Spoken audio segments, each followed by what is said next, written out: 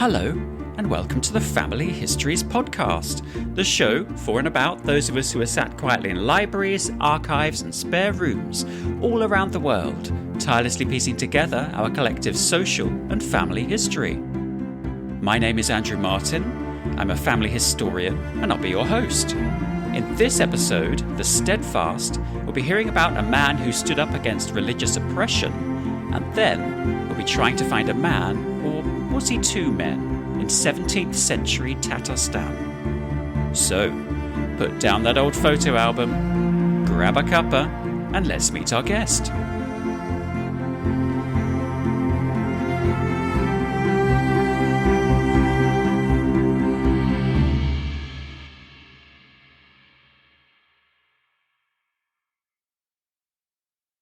My guest today is a genealogist based in Germany whose research into his family history has taken him back to the Republic of Tatarstan. His fascinating research findings caught my eye on the social media platform Instagram, so before he blocks and reports me for reeling off this meandering introduction, I really should introduce my guest. It's Asad Khabibullin. Hello, Asad. Welcome to the Family Histories Podcast. Hi, Andrew. Thank you very much for inviting me. I think that's an exciting opportunity just to have some knowledge exchange and to share my experience about tracing Tatar genealogy. I'm really looking forward to talking to you. So we always start with the first question. How did you get interested in researching your family history? Yeah, well, that's a good question, actually. Even though it may be quite simple, everyone keeps asking it, but still the new thoughts come to my mind. But I guess there are two main reasons why I got into genealogy in general. Okay. And the first one is quite personal. My family used to move a lot. So we switched a lot of different cities, countries, and I believe I've lived in almost 10 different cities throughout my life. Wow. Okay. Yeah, and what I always missed is having a particular feeling to a specific place. Like, one of the most confusing questions to me is when people ask, what is your hometown? I don't have one, to be honest. I have a birthplace, but it's not a hometown because I just lived there for some 5 years and I was a child and I don't remember much about it. Fair enough. And in the end, exploring the genealogy was a sort of a way for me to establish a connection to a particular region, because it wasn't maybe the main reason initially, but somehow it evolved into it. Sure. And I just started feeling how it supports me in further research, because you establish more connections and you also see like the majority of your ancestors living in the same area for centuries. That's quite surprising. And then in 20th century, all these migrations had started. Yes. And it all became quite crazy with people moving from one place to another. But before that, like the majority of my ancestors used to live in the same areas, same settlements. And that's quite exciting. And now it's just not a part of a map, let's say, but something more special. I can share lots of different stories. I know the history of the settlements and so on. So that's the first kind of reason. And the second one is a simple curiosity. I remember I lived with my grandfather and he was a very special person to me. And I remember as a child, I asked him a question like, what can you tell me about your own grandfather? And he was like, yeah, I know his name. I know that he lived in these years, but nothing really more. And to me, it was just, as a child, I could not comprehend this because for me, my grandfather was like the closest person ever. And then for him, it was his own grandfather was a remote person he could not tell about quite a lot. Yeah. So that was the reason. Like, I think that was the first question that triggered this curiosity. And then when we started asking relatives, the stories were quite vague, sometimes contradictory. And over time, this just evolved into a real research, and this is how I got involved into this entire story. So if you said that your own grandfather didn't have much information and you were getting a little bit of conflicting information from relatives, what kind of records were available to you, perhaps within your family, to help you work out what was correct and what was maybe not quite correct? It was super limited. I think we only had birth certificate of my grandfather's father. Okay. That listed the name of his father, so the grandfather of my grandfather. Yeah. So that basically was the name, and then a couple of assumptions when he lived. Right. And besides this, there were some memories left from the older generations that indeed such a person existed. Okay, that's reassuring, yeah. Exactly. But nothing really much. And it was this birth certificate that then helped me starting to recover this chain of names, dates, and all this stuff. Wow. So did you have many kind of things like photographs at all? Not from this line. So that was super weird. Yeah. But I mean, there were some photographs, but not mostly from 1940s, starting from those years. But I'm still hoping to find something over time. It's also the power of social networks, I believe. Like nowadays, there are quite many smaller communities where people exchange with photos, also coming from the same settlements. Right. Those people. And I've already seen some photographs from 1920s, 30s from those places. Some of them say that people are not sure who exactly is depicted on them, but maybe one day a miracle happens and yeah, I go through it. So once you had kind of established this base set of information or assumptions, how did you then use wider records to research this? So I think I need to explain some basics about the Tatarstan research in general. Sure. So Tatarstan is a part of Russia nowadays, and that's why overall, like the research in the area of the former Russian Empire is also like these skills are quite relevant. But in general, like the research logic is quite similar everywhere, I would say. If you are not sure about the data from the 20th century, as in my case, you first need to go to the civil registry. In order to do that, you have certain obstacles like the privacy-related regulations. You do need to confirm that you are indeed a relative of this person. But the main goal, like in general in Russian genealogy and in Tatar genealogy as well, to go to the year 1917. This is when the October Revolution happened. Right, okay. And before that, it's just basically the registers maintained by mosques. So each settlement had, or almost each settlement had a mosque. Some settlements, the bigger ones, had even multiple mosques. So they were maintaining the registers. Right. What makes it quite challenging also for me is that it's not only written in Tatar language, which I know, it is written in Arabic script, which I initially could not read. And it's also handwriting. So it's super hard to just understand what's written there. But yeah, over time, you just don't have any other choice. You need to learn it if you want to do it by yourself. Okay. And according, like, the mosques were obligated to maintain these registers starting from the end of 1820s. And I would say it would be more or less safe to say that the records from 1830s up to 1917 are preserved in more or less good condition with a couple of exceptions. But yeah, you just start working with these registers, analyzing the births, deaths, marriages and divorces, which also happen quite often. And especially marriage records are super helpful because they list not only the names of the parents of a child whose ancestors you're searching, but also names of their parents. It's an Islamic marriage, and that's why they also contain information about mahr. That's a sort of a mandatory gift or financial obligation. Let's call it that way. Like a dowry. Yeah, so the groom gives it to the bride as a security thing. Okay. And sometimes it's just funny to read that from the today's perspective, and it gives you these helpful insights in understanding what was valuable back in the days. It's like a horse or a cow or some nice livestock or whatever. Okay. But mostly it's cash actually, but not only. And then so you analyze these registers, and the main goal is just to come to the census records. And there was a census conducted in 1897. Sure. That was the only census conducted in the Russian Empire, like the all-country census. But it wasn't preserved very well. In my case, unfortunately, it wasn't.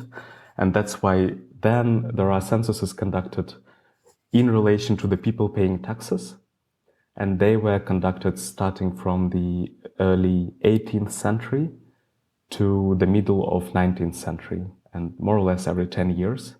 So the goal is just to go through this gap from 1917, analyzing these Arabic script records in Tatar. Then you go to the middle of 19th century, and then you have the Russian language records that are also mostly digitalized, like for at least for the region I'm talking about.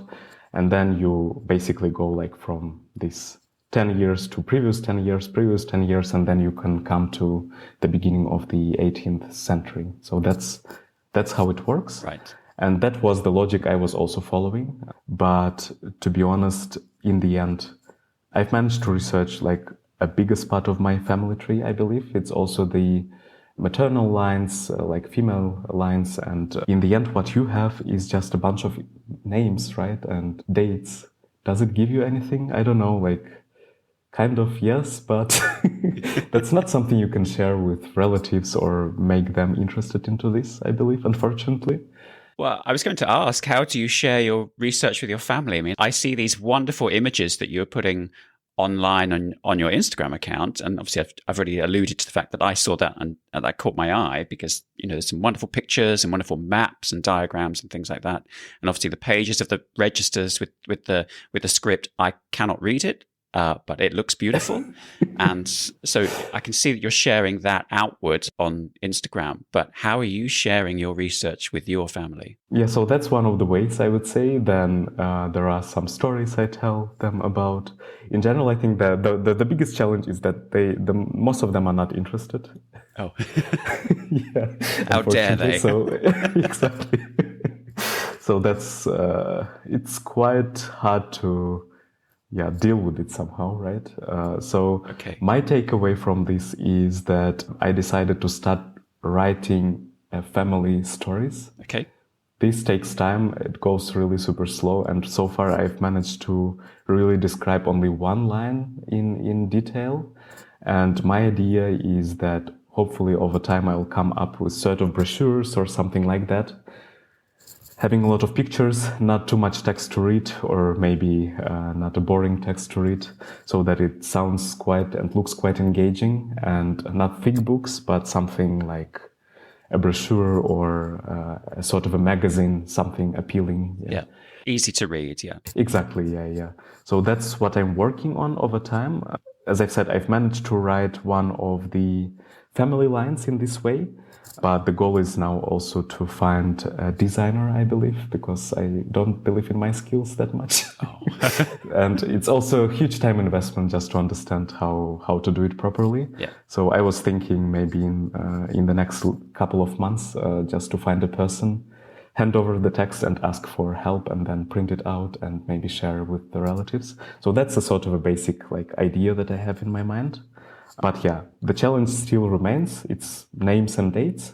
And I'm also trying to add some information on top of that. And that's like a lifelong task, I believe. So what I'm doing, I'm analyzing the archival records, trying to find some, court disputes, some fines. Usually these are the things that are showing your ancestors not from the best side, I would say. Because these are usually the problems that are... From the real side. Yeah. But these are usually the problems that are fixed in the documents, not something good that they did. Even though there are also good sides, of course, as well. But yeah, that's a sort of a task that I have now. I'm trying to just find this additional context. And sometimes this is successful, sometimes it's not. But yeah, that's where I am now with my research. So the records that you have described earlier with the marriages and the births and the divorces, and you said that the records were maintained, created by the mosques, are they still held in the mosques? Or is there a sort of central repository where all of these records, the ones from the mosque and other ones, are being kept? So there are two central repositories, I would say. So first of all, they're not kept in the mosques themselves. And the reason behind this is the Soviet era, when the religion was hugely affected, like the majority of mosques were closed and they were also destroyed. And that's why the records, they were also transferred to the state archives. Right, okay. Because people still they required some sort of evidence that they, for example, were born in 1878, let's say. Yeah. And that's why they came to the civil registry places, and these were the authorities preparing the certificates. And besides this, there was huge sort of an organization that was like a sort of a watchdog, I would say, or a Muslim organization observing all the mosques in the region. And it was located in the city of Ufa, which is nowadays a Republic of Bashkortostan, which is a neighboring region with Tatarstan.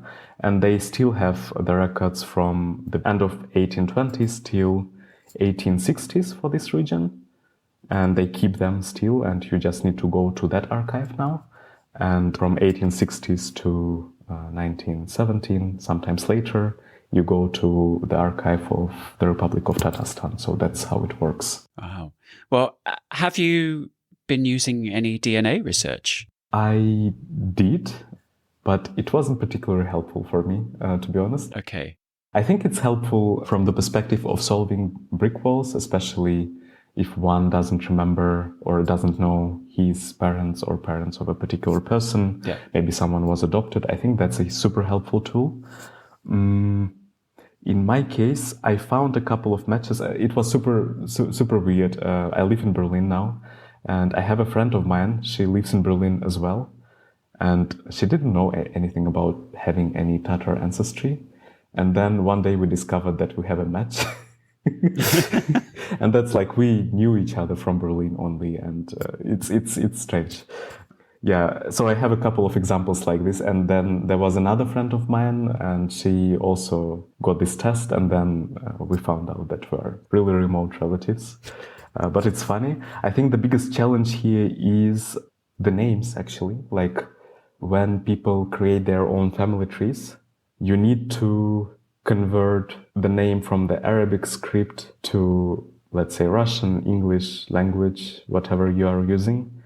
And there are just millions of ways how you can do that. It's really like there is a lot of space for fantasy, let's say, because it's basically the same name, but it can be written in different ways. And that's the reason, like, I'm more than sure I would have matches, but because of the thing that many names can be written differently, it's just hard to find a match. And that's pity, but maybe over time there will be a way to solve it somehow. Sure. Because sometimes it's mind-blowing, like, you read it, it reads like in a similar way, but if you look at the letters, you understand why it wasn't matched, because, so... It's lost in translation. Exactly, you're lost in translation. That's a good description of it. But still, I think it has a huge potential, and what I also like about the DNA testing, it just sparks further interest for people, right? Because many people, they do it out of curiosity maybe, and then they got the results, and then, I don't know, maybe a person from England, assuming that they only had some English ancestry, found out that there was a percentage of a German blood, for example, and then they got interested into this, and then it brings them to this traditional genealogy world. So I think it's also one of the sources nowadays for fueling the genealogy community, and that's actually great. And let's see how it goes. I'm quite optimistic. My fingers are crossed for you. What do you think that the genealogy community, or perhaps genealogy industry, could do to make itself a better place? That's a good question. I think one challenge is quite funny. So my first attempt was to really start dealing with genealogy was in the times when I went to school. And I remember after the lessons, I just decided to go to the archive. And I even opened the descriptions of the documents that they have. And then I thought, okay, maybe it's worth ordering this one. I came to the employee and she said, no, you're actually too small for that. You need an adult meal yourself. So I had to wait till I'm 18, actually. Wow. Okay. That's quite a challenge. Yeah, that was a challenge that I had to wait, and it was a couple of years for sure. And I was like, come on, I'm really interested. And why don't you create a sort of an environment when you also engage children into this, right? It could be a nice idea, right? Yeah. But other than that, I believe genealogy remains a field with high entry barrier. So I'm not talking about the financial investment, financial side of things, which is still quite significant, especially if you want to do it like as an in-depth research and you want to find as much as possible. It also requires a lot of time, which is probably also not solvable. I mean, you need to have time to do that. But besides this, it's all about understanding the basics, how to start the research. Yeah, sure. And having hard skills and soft skills, right? In terms of the soft skills, I'm talking about being attentive, very patient, being fine with the fact that you may invest a lot of resources and in the end there is just a zero result. Just being fine with that. And in terms of the hard skills, just having the skills necessary to research by yourself. That can be the language. In my case, it was the Arab script, for example. It can be something else, some historical knowledge. But I think what the genealogy community could do better is at least to try to lift these barriers, for example, by having more and more guides on how to research by yourself, what the first steps should be. I think it's done quite well if we talk about the European genealogy in general. But if we talk about some other regions, there is for sure some space for development. I even think, even if you talk about the European one, it does remain, the genealogy does remain quite a closed community, I guess. Like, if I ask my friends whether they are interested in researching their family history, I think the majority of them would say yes. But when it comes to a certain action, they would say that actually they don't have time for this, they don't know how it works. And you need to develop these mechanisms of involving this broader audience. So that's a challenge. Yeah. And while I was also doing my own research, I was learning a lot. And now I also came to this point when I think that I'm able to start sharing my own knowledge and experiences. That was the reason why I decided to start this Instagram page, just to show people that it is real. You can really find the records. Because I was also getting some comments of people saying like, is it really so? Like, or did you draw these documents or whatever? Yeah, so it's still like you need to educate and tell more. And besides this, a good friend of mine and I are also now working on a sort of a project. And the end result is also to create a platform that could facilitate these first steps for people. It will be an international platform and also match them with experts. So it will be a sort of a marketplace. Nice. For finding expert help for your particular research needs. But this is just in active development and let's see what comes out. But we're working on it right now. And I really want to create a product that could be helpful and that could also enrich the community. And so let's see how it goes. Well, that sounds very exciting.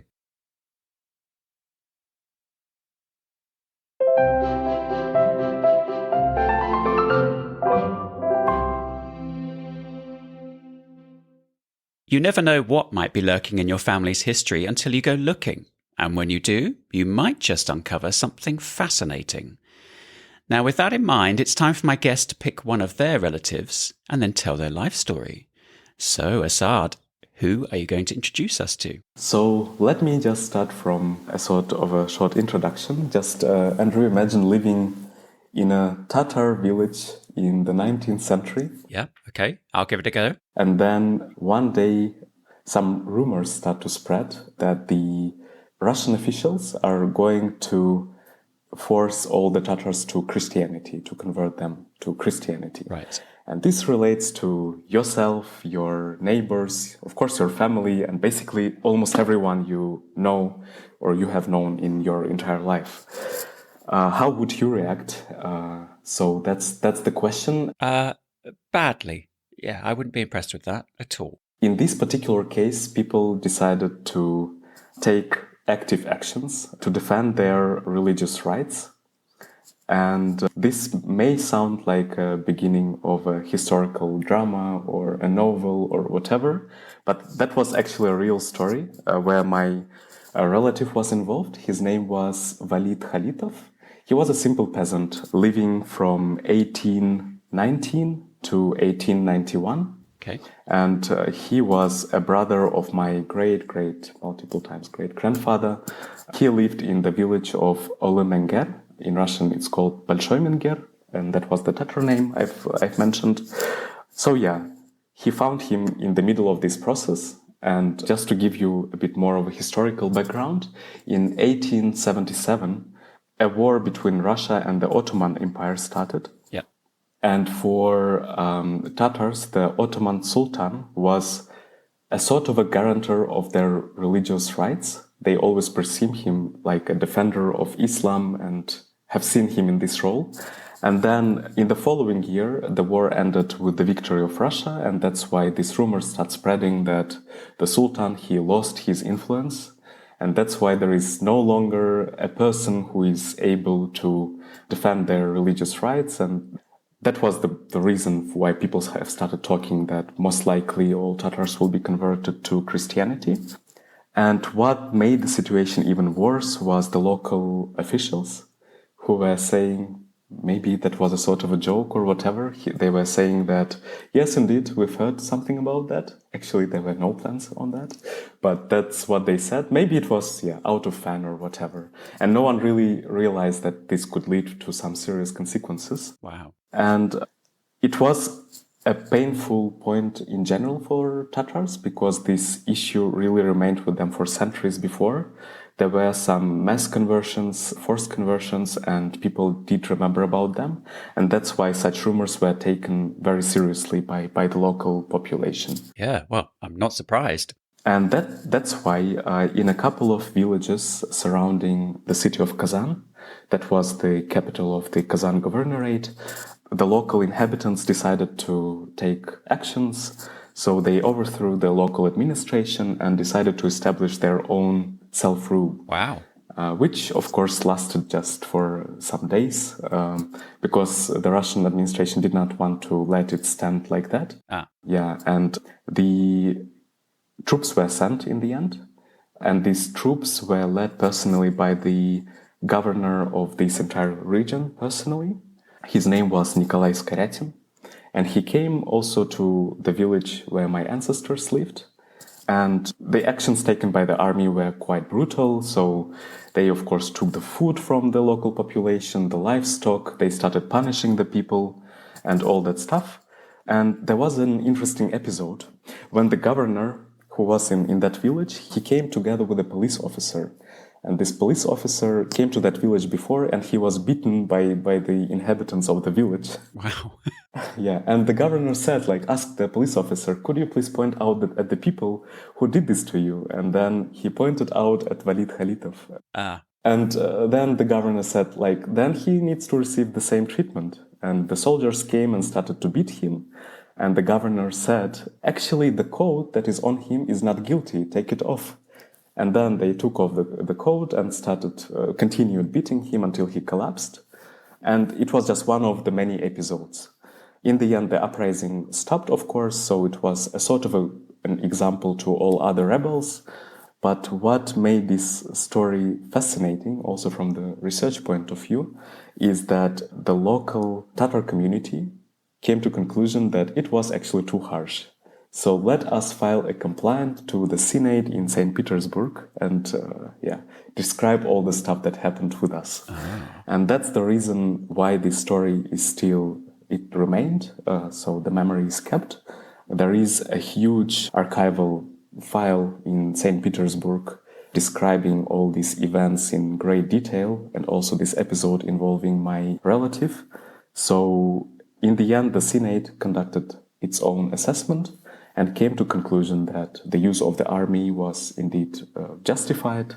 But that was my biggest surprise. They really came to conclusion that the personal actions taken by the governor were excessive.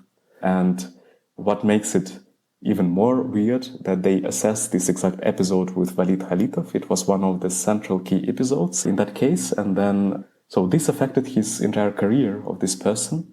So the governor, he was let go. Officially, he just resigned, but everyone kind of knew the reason. Good. I like this story from the perspective that if I didn't discover this, for me it would be, again, just, as I said, a name and a date.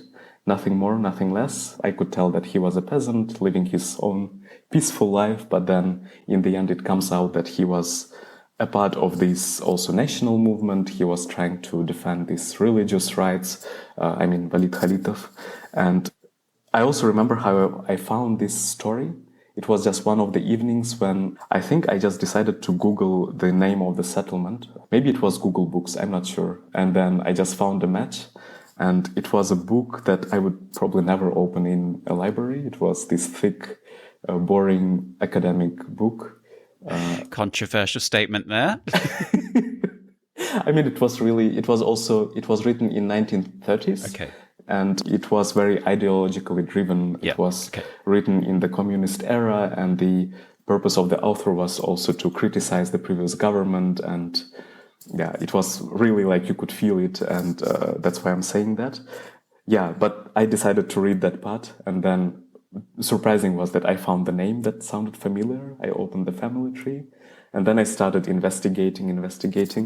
And for me, it's just a good example that you should always go beyond the sources, like the conventional, traditional sources, and try to analyze something else.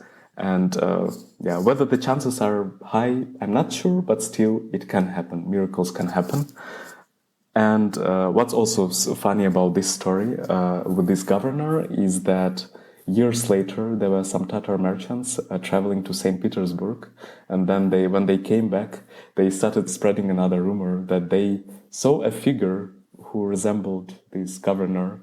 He was sitting in a very bad clothes, looking very sad, in a railway station and all this stuff. So it was also sort of a poetic justice, let's call it like that. Yes. So that's a sort of a life story. And what I like about it, it's just a very regular person, a peasant, that I wouldn't be able to tell much about him. Yeah. According to the registers maintained by the mosques, I could also find out that he was literate. That was quite a rare thing for those days. Okay. He also had a sort of an authority. He was acting as a representative of during the marriages.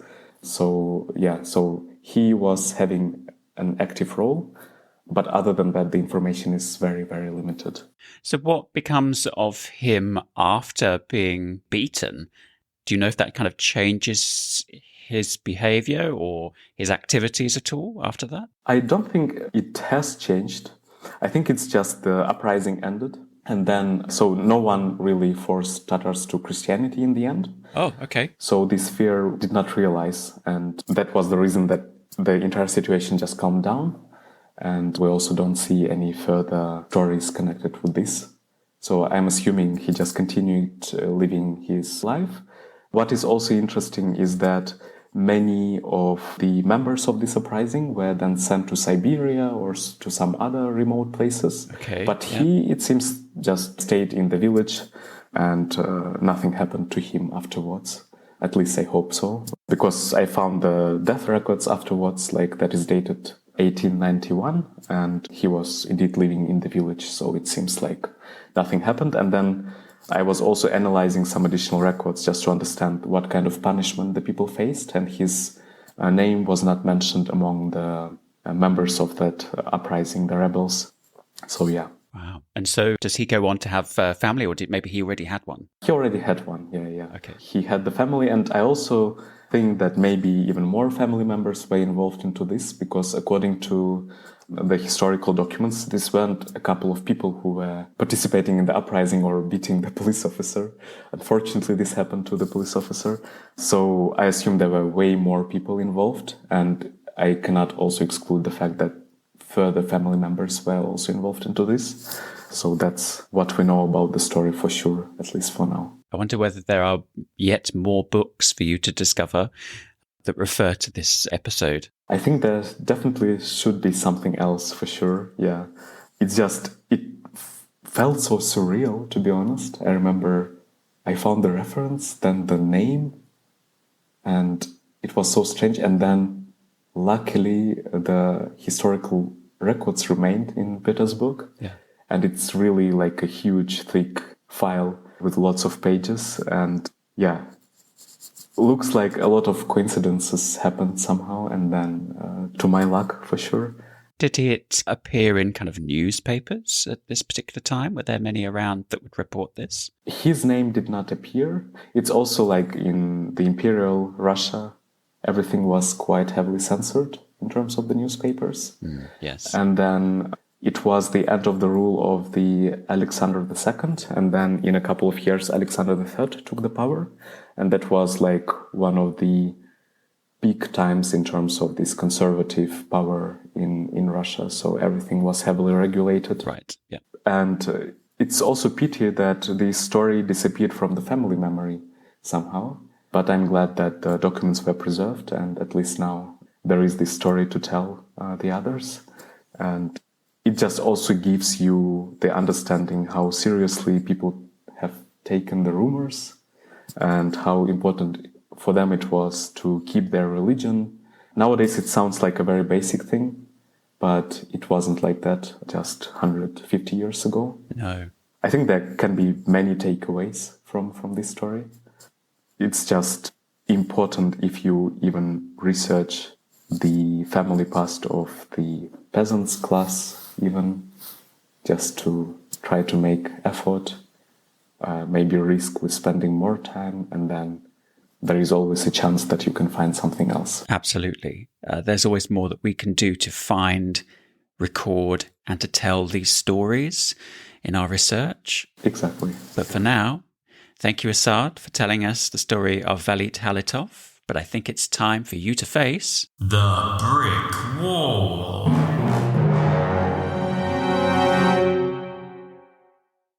I've got loads of brick walls all over the place, but I'm not embarrassed about it. It's just one of those things. Sometimes all it takes is a fresh set of eyes or a different idea to bring them crashing down. And that's where you come in. Can you help my guests solve their brick wall with a clue or a research idea? Okay, Asad, what have you got for us? Thanks, Andrew. I also have quite many brick walls in my family tree, which is not surprising, unfortunately. I'm still optimistic and hope that they will be solved over time. When picking up the one to tell about, I decided to describe the most unusual one that I have. And it's also connected with the oral history, by the way. Okay. So, to begin with, there is one of the family lines that I've managed to describe as a story, as I said during the interview phase. Okay, yeah. And also, this is the same line that I've described in the life story part. Just a coincidence, but yeah. So, according to the historical documents, I was able to trace this line back to the 17th century. And then, basically, no records are available, at least the ones I know. And that was a sort of a stop for me. And I thought, okay, it's already good. I mean... Yeah, that's impressive. Exactly, yeah. But then, over time, I found out that the inhabitants of this village where the ancestors lived, the village name is Olı Mäñgär in Tatar, or Большой Mängär in Russian, they kept a collection of family trees. So they made the notes about their ancestors. And yeah, so there was a sort of a collection that they had. And then in 1913, one of the villagers, he decided to make a copy of it. So it's a sort of a small notebook or whatever, written with Arabic script, and it just contains the different various family trees of the inhabitants. So he did that.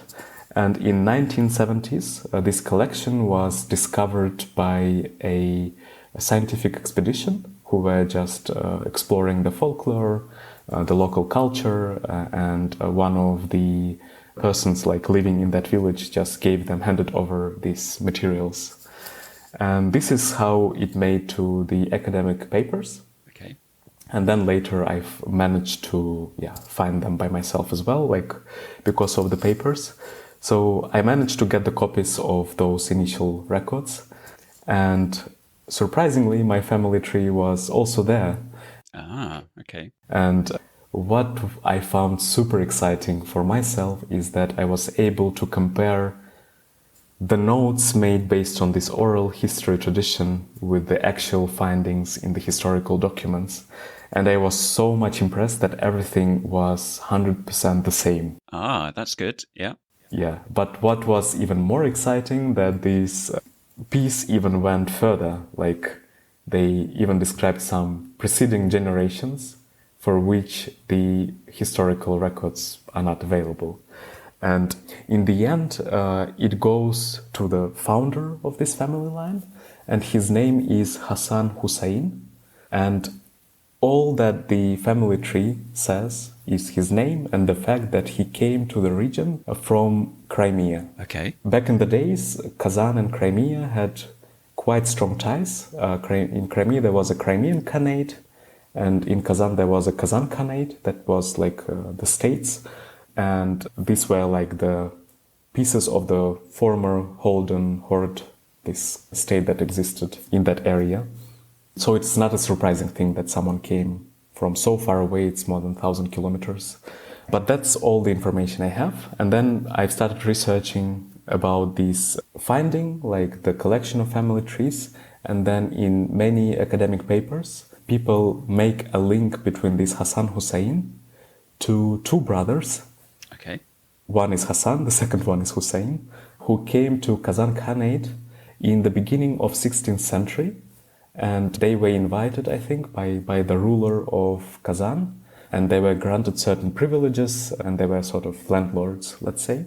So they assume that this is the same personality. And for some reason, just the family tree mentions it as one person with a double name, but in fact it could be two brothers. And the question for me is this really the case or not?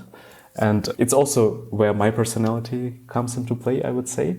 I'm trying to be super thorough and super critical about making the assumptions, and if there is no document, I'm trying not to include it into my family tree and just keep it as it is.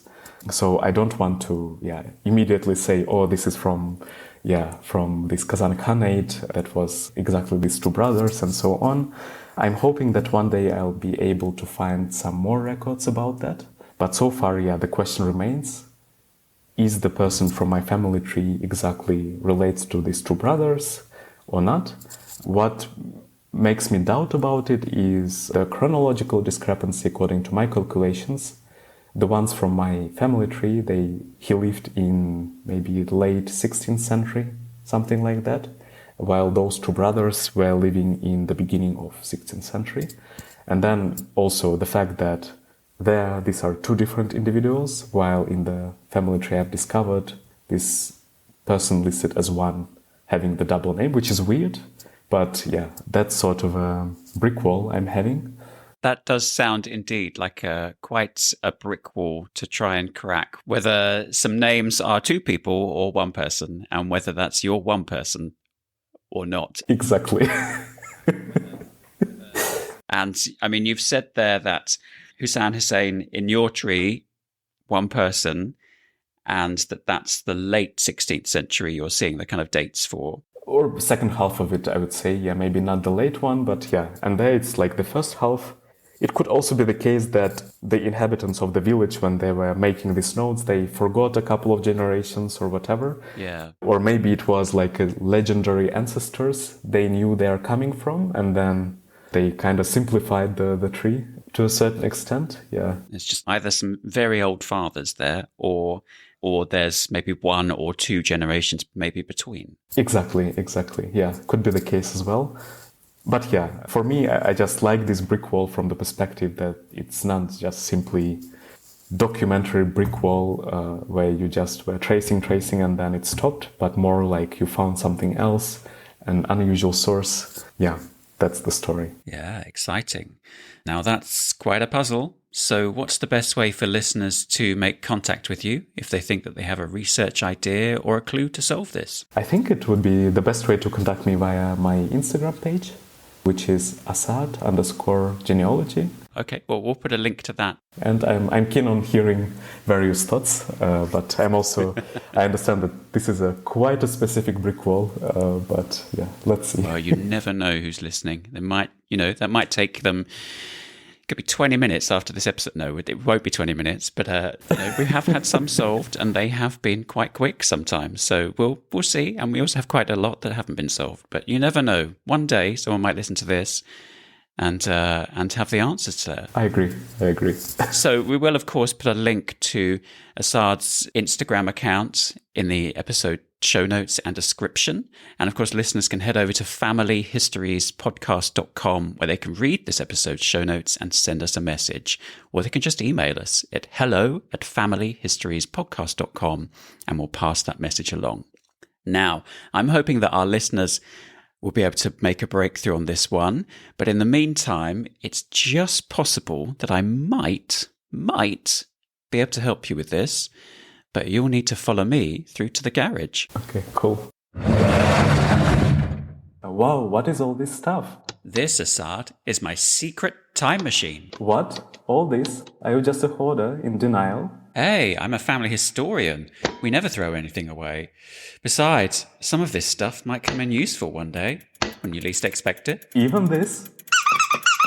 Oh, well, probably not that. One of the guests left that behind. So, does this machine work? Oh, of course it does. This is a highly technical, fully calibrated piece of scientific equipment. And I'd be more than happy to demonstrate it. I've got to see this. Well, if you grab a seat over there, then I'll get everything set to send you back in time. So, when and where would you like to go back to help solve that brick wall? I'm going to 1650, to the village of Olı Mäñgär. In Tatarstan. Okay. That's all set. Well, you better take this with you. What's that? This is a temporal beacon. Keep it with you at all times and press the big button on the top when you're ready to come home. Okay, got it. Great. Well, here we go. Asad Khabibullin, thank you, goodbye, good luck. Spot on again. Oh, fantastic. Oh, it looks like everything's finally fixed. The Family Histories podcast was presented and produced by me, Andrew Martin. My guest was the brilliant Asad Khabibullin, and if you've enjoyed this episode, then why not just tell everyone? Even that person over there. Go on, I dare you. Thank you for listening.